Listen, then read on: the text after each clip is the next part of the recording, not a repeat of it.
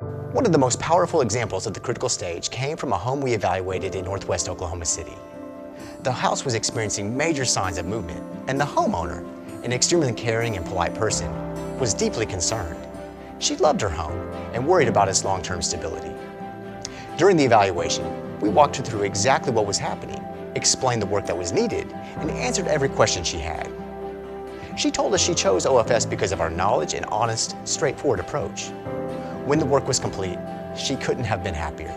In her words, they were very kind, not pushy, and incredibly professional. Their work was exceptional and reasonably priced. I cannot say enough good things about them.